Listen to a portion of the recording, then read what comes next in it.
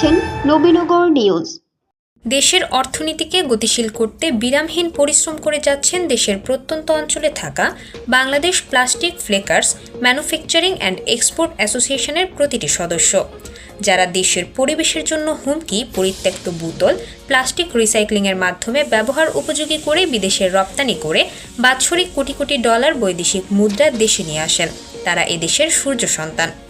যদিও বিগত দিনে রাজনৈতিক অস্থিরতা ও অদৃশ্য রাজনৈতিক প্রভাব এই খাতে কিছুটা স্থবিরতা সৃষ্টি করেছেন, এমন বাস্তবতায় 8 ফেব্রুয়ারি 25 এই সংগঠনটির দ্বিবার্ষিক নির্বাচন।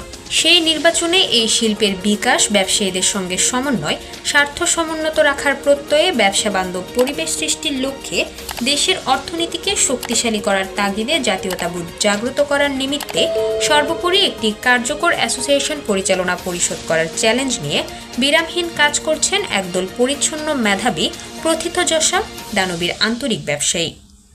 সম্মিলিত ব্যবসায়ী ঐক্য পরিষদের ব্যানারে সেই চেতনাকে ধারণ করে পুরো প্যানেলটি দিনরাত ছুটে যাচ্ছেন ব্যবসায়ীদের কাছে। তারা সকল সম্মানিত ভোটারদের ভোট, দুয়া সমর্থনের পাশাপাশি দেশবাসীর প্রতি দুয়া চেয়েছেন। আসসালামু আলাইকুম।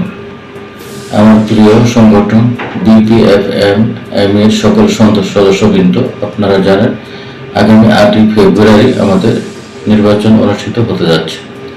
উক্ত নির্বাচনে সম্মিলিত ব্যবসায়ী ঐক্য পরিষদের পক্ষে দেশের প্রয়োজনে, ব্যবসায়ীদের ব্যবসার প্রয়োজনে আমাদের উক্ত প্যানেলকে আপনারা জয়যুক্ত করেন।